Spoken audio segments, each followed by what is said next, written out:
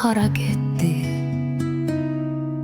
O xoş xatirələr niyə bitdi?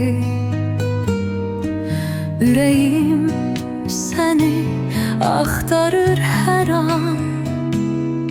Sensiz bu dünya bomboş, inan.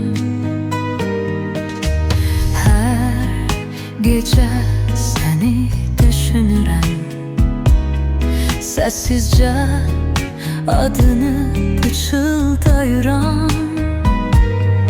Sen uzakta, mən tək burada, ama yüreğim həmişə sənin yanındadır.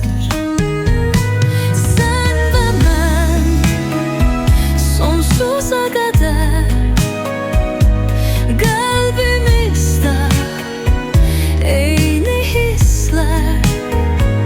Zaman geçse, yollar ayrılsa, sevdamız hiç vaxt solmayacak.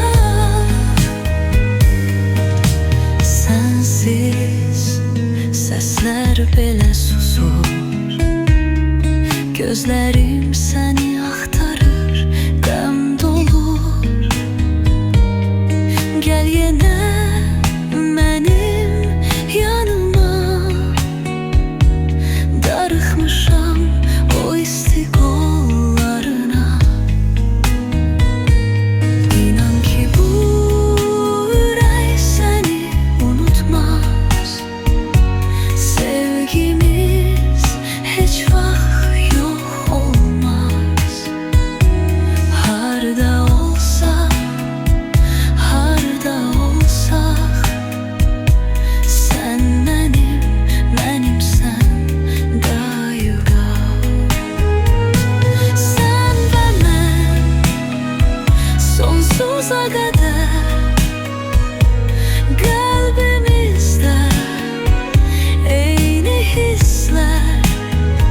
Zaman geçse, yollar ayrılsa, sevdamız hiç vaxt solmayacak. Sen olmadan darıxır ürəyim. Sen mənim hər şeyimsən, sevgilim. Sen ve mən bir yerde yine.